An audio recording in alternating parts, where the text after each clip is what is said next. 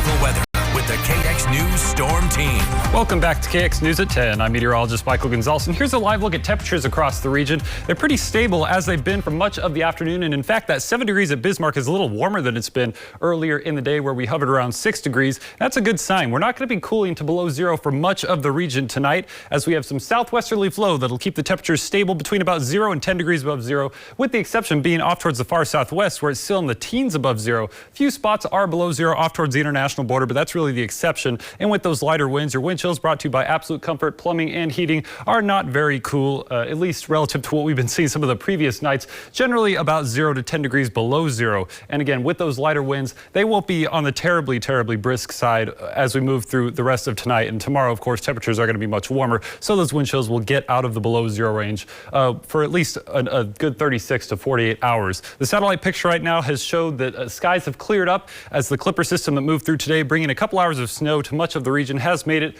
over towards the Fargo region. That'll continue to push on to the east fairly rapidly, and we should have at least 24 hours or so without any precipitation of any kind in our area, at least significant precipitation. Perhaps a passing shower is possible tomorrow in the northeast, as we'll see on Precision Cast. But right now, the main thing we're watching is this boundary between the very frigid air that we've been dealing with for the last several days and more mild air originating from the Pacific Ocean that has made its way into Montana. 40 degrees there at Billings, just to the west down I-94, even though we're still in the single digits above zero over here in North Dakota. The good thing is this Clipper system, as it makes its way off to the east, is going to help push this boundary further into North Dakota and allow those temperatures to warm up to above freezing by the time we reach tomorrow afternoon. As we'll see here on Precision Cast, this Clipper system should be over in southern Saskatchewan by tomorrow morning, and it'll make its way off to the south and east, sweep that warm front through much of North Dakota. And we should have some breezy conditions, but mostly partly to mostly cloudy skies over the state during Monday early afternoon. Perhaps a passing shower possible over towards Minot, but it is not going to be a snowmaker like we saw today.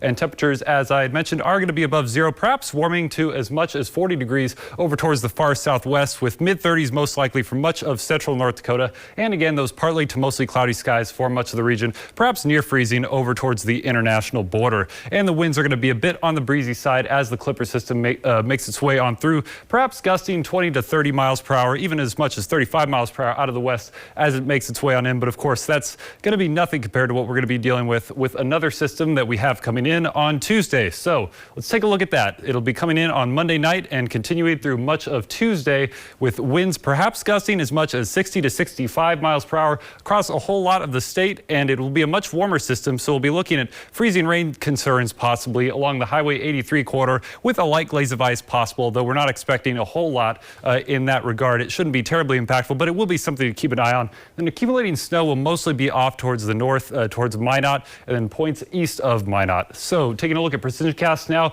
as we move through the remainder of Monday night and into early Tuesday, we'll see that clouds will increase across the region, and precipitation will start off towards the west, and it'll drift on into central North Dakota by the time we reach the early hours of Tuesday, with freezing rain possible along the Highway 83 corridor.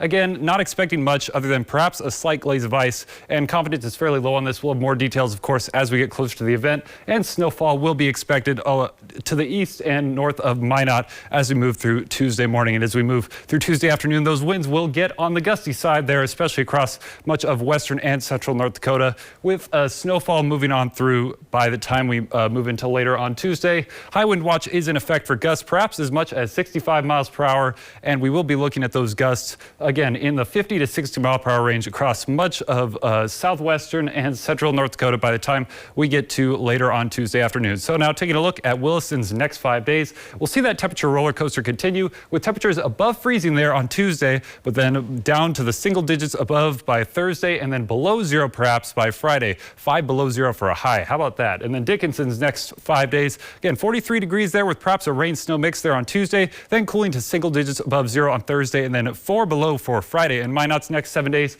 we'll be looking at some rain chances there on Tuesday, with highs above freezing, then cooling to about 5 below zero there by Friday, lows about 20 below. And Bismarck's next 7 days, looking at a rain snow mix possible there on Tuesday, perhaps a little bit of freezing rain in the morning, then much cooler by the time we get to Friday, perhaps not even getting above zero there by Friday. Tyler? We have a heat wave, if you will, before things get interesting come Tuesday, it sounds like. Yeah, we're going to have quite the cool off there by the time we get to Tuesday, and very, very windy. So it'll be an interesting system, but having some rain is very interesting for December in North Dakota. I'd say so. I'm looking forward to it. Yeah, Thanks, Mike. I appreciate it. All right, coming up next.